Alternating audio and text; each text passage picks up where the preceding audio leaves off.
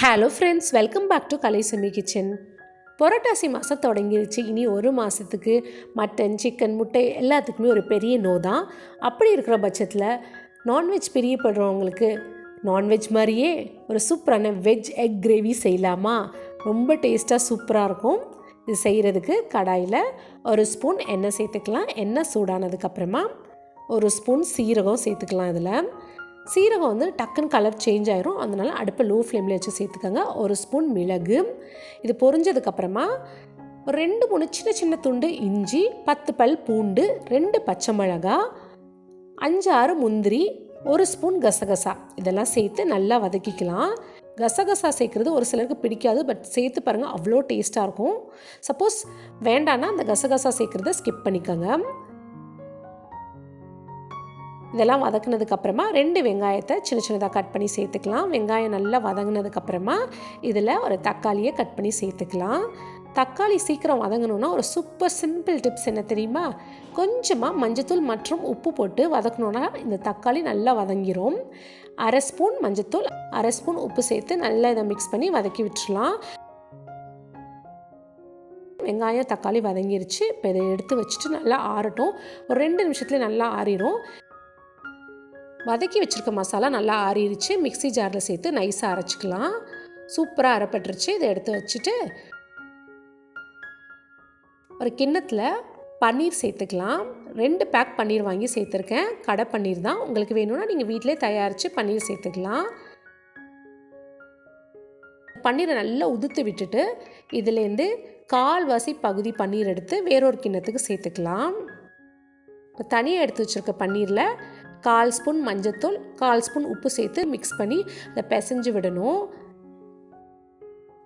இது எல்லாத்தையும் நல்லா சேர்த்து மிக்ஸ் பண்ணி நல்லா ஒன்று போல் பிளெண்ட் ஆனதுக்கப்புறமா இந்த சின்ன சின்ன உருண்டைகளை உருட்டி எடுத்துக்கலாம். இப்போ ஓரளவுக்கு நீங்கள் கண்டுபிடிச்சிருப்பீங்க, நம்ம வந்து வெஜ் முட்டை செய்கிறோம் இல்லையா? முட்டைக்கு தேவையான அந்த மஞ்சள் கரு அதுதான் இப்போ தயாரிச்சிட்ருக்கேன். சின்ன சின்ன உருண்டைகள் அப்படியே அந்த அச்சு அசல் மஞ்சள் கரு மாதிரியே இருக்குது பாருங்கள். இப்போ ரெடி பண்ணி வச்சாச்சு. உருளைக்கிழங்கு வேக வச்சு எடுத்து வச்சுருக்கேன். ஒரு உருளைக்கிழங்கு அதை நல்லா சூடோடையே மசிச்சுக்கலாம். அப்போ தான் ஈஸியாக வந்து அது நல்லா மேஷ் ஆகும். இப்போ மசித்த இந்த உருளைக்கிழங்கு எடுத்து நம்ம உதுத்து வச்சுருக்கோம் இல்லையா, அந்த 3/4 பகுதி பன்னீர் அதில் சேர்த்துக்கலாம். இந்த உருளைக்கிழங்கு சேர்க்குறனால நல்லா பிளெண்ட் ஆகி கோட்டிங் சூப்பராக இருக்கும். இது கூட 2 ஸ்பூன் கார்ன்ஃப்ளவர், 1 ஸ்பூன் உப்பு சேர்த்துக்கலாம். இதெல்லாம் சேர்த்ததுக்கப்புறமா இதை நல்லா மிக்ஸ் பண்ணி விட்டுறலாம். சூப்பர் சாஃப்டாக நல்லா இருக்குது பார்க்குறதுக்கே பாருங்கள். இப்போ இதை உருண்டைகளாக உருட்டி கையில் வந்து இப்படி ப்ரெஸ் பண்ணி நம்ம செஞ்சு வச்சுருக்கோம் இல்லையா மஞ்சள் கரு, அதை இது நடுவில் ப்ளேஸ் பண்ணி அதுக்கப்புறம் இதை கவர் பண்ணிடணும். ரொம்ப சாஃப்ட் பன்னீர், அதனால் நம்ம மெதுவாக சாஃப்டாக ஹேண்டில் பண்ணணும். இப்படி பூ போல் வச்சு பண்ணணும். இப்படி இந்த முட்டை ஷேப் வர்றதுக்காண்டி கையால் இப்படி ப்ரெஸ் பண்ணி மெதுவாக அமுக்கி இப்படி பண்ணோன்னா ஓரளவுக்கு முட்டை ஷேப் வந்துருச்சுன்னு நினைக்கிறேன். இது போல் மீதி முள்ள எல்லாத்துலேயும் வந்து முட்டையை ரெடி பண்ணி வச்சிடலாம். வெஜ் முட்டை இப்போ வந்து கொஞ்சம் ஒரு சிலது நல்லா வந்திருக்கு, ஒரு சிலது கொஞ்சம் டும்ஸாகவே ஆயிடுச்சு. பரவாயில்ல. இப்போ கடாயில் எண்ணெய் சேர்த்து எண்ணெய் சூடானதுக்கப்புறமா நம்ம ரெடி பண்ணி வச்சுருக்க அந்த வெஜ் முட்டையை போட்டு பொரிச்சு எடுத்துக்கலாம். பேட்ச் வைஸில் போட்டு பொரிச்சு எடுத்துக்கலாம். ஒரு பக்கம் நல்லா வெந்துருச்சு. இப்போ மறுபக்கம் மெதுவாக திருப்பி போடணும்.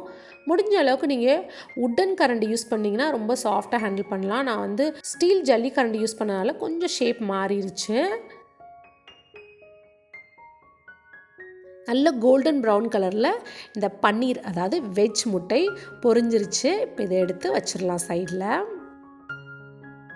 ஸ்டவ்வில் ஒரு பேன் எடுத்து வச்சு 1 ஸ்பூன் எண்ணெய் சேர்த்துக்கலாம். எண்ணெய் சூடானதுக்கப்புறமா 2 காய்ந்த மிளகாய், 2 பே லீஃப், 1/4 ஸ்பூன் சீரகம், 1/4 ஸ்பூன் வந்து பெருங்காயத்தூள் சேர்த்துக்கலாம். 1 ஸ்பூன் தனி மிளகாய்த்தூள், 1 ஸ்பூன் கரம் மசாலா இதெல்லாம் சேர்த்ததுக்கப்புறமா இதை நல்லா மிக்ஸ் பண்ணி விடணும். இந்த எண்ணெயோடு சேர்த்து நல்லா இது மிக்ஸ் ஆனதுக்கப்புறமா நம்ம அரைச்சி வச்சுருக்க மசாலாவை சேர்த்துக்கலாம். இந்த மசாலா சேர்க்கும் போது தெறிக்கும், அதனால் அடுப்பை லோ ஃப்ளேம்லேயே வச்சு சேர்த்துக்கோங்க. மிக்ஸி ஜாரில் அந்த மசாலா ஒட்டிகிட்ருக்கோம், அதுலேயும் தண்ணி சேர்த்து நல்லா மிக்ஸ் பண்ணி விட்டு இதில் சேர்த்துக்கலாம். சேர்த்து மிக்ஸ் பண்ணி விட்டு பார்த்திங்கன்னா கன்சிஸ்டன்சி செக் பண்ணிக்கலாம். ரொம்ப கெட்டியாக இருந்துச்சுன்னா கொஞ்சம் தண்ணி சேர்த்துக்கலாம். நானுமே கொஞ்சம் தண்ணி சேர்த்துக்கிறேன். 1 கப் தண்ணி சேர்த்துக்கிறேன். சேர்த்து நல்லா மிக்ஸ் பண்ணி விடணும். ஏன்னா இது வந்து ஆற ஆற இன்னும் கெட்டியாகும். அதனால் கொஞ்சம் செமி லிக்விடாகவே செஞ்சோன்னா அப்புறம் பர்ஃபெக்டாக இருக்கும். இது கூட சுவைக்கு 1 ஸ்பூன் உப்பு சேர்த்துட்டு கஸ்தூரி மேத்தி 1 ஸ்பூன் சேர்த்துக்கிறேன். காய்ந்த வெந்தயக்கீரை கடைகளில் கிடைக்கும், வீட்லேயும் தயாரித்து வச்சுக்கலாம். சப்போஸ் கஸ்தூரி மேத்தி கிடைக்காட்டி நீங்கள் இதுக்கு ஸ்கிப் பண்ணிக்கலாம், ஆப்ஷனல் தான். பட் கஸ்தூரி மேத்தி சேர்த்தா ரொம்ப வாசமாகவும் டேஸ்ட்டாகவும் இருக்கும். சேர்த்து இதை நல்லா மிக்ஸ் பண்ணி விட்டு கொதிக்க விட்டுறணும். நல்லா கொதிக்கிற ஸ்டேஜில் அடுப்பை லோ ஃப்ளேமில் வச்சு நம்ம பொரிச்சு வச்சுருக்கோம் இல்லையா வெஜ் முட்டை, அதை இதில் ஒன்று ஒன்றா சேர்த்துக்கலாம். பொரிச்சு எடுக்கும் போதே கொஞ்சம் வேகமாக எடுத்ததுனால ஒரு சில முட்டைக்கு ஷேப் மாறிடுச்சு. பட் இருந்தாலும் பரவாயில்ல. அந்த வெஜ் முட்டையெல்லாம் வச்சதுக்கப்புறமா குழம்பை மேலோட்டமாக அப்படியே கொஞ்சம் கொஞ்சமாக எடுத்து அதில் ஸ்ப்ரெட் பண்ணி விடணும். 1 நிமிஷத்துக்கு இப்படியே இந்த குழம்புல வச்சோன்னா போதும், நல்லா ஊறிடும் சூப்பராக. அவ்வளோதாங்க. அடுப்பை ஆஃப் பண்ணிவிட்டு மேலே ஃபைனலி கொத்தமல்லியை தூவிட்டு அப்படியே நீங்கள் சர்வ் பண்ணலாம். குட்டீஸ் கொடுக்குறதா இருந்தால் 1 ஸ்பூன் நெய் சேர்த்து கொடுங்க. வாசமாக ரொம்ப டேஸ்ட்டாக சூப்பராக இருக்கும். இந்த வெஜ் முட்டை கிரேவி செஞ்சு வீட்டில் இருக்க எல்லாருக்கும் கொடுத்து அசத்துங்க. கெஸ்ட்டெல்லாம் வீட்டுக்கு வந்தாங்கன்னா நம்பவே மாட்டாங்க. இது நீங்கள் வெஜிடேரியன் எக் கிரேவின்னு சொன்னீங்கன்னா சாப்பிட்டு பார்த்து தான் அதுக்கப்புறமா ஆமாம் அப்படின்னு சொல்லுவாங்க.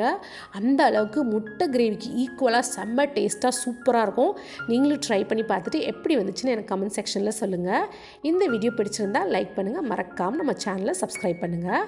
தேங்க்ஸ் ஃபார் வாட்சிங்.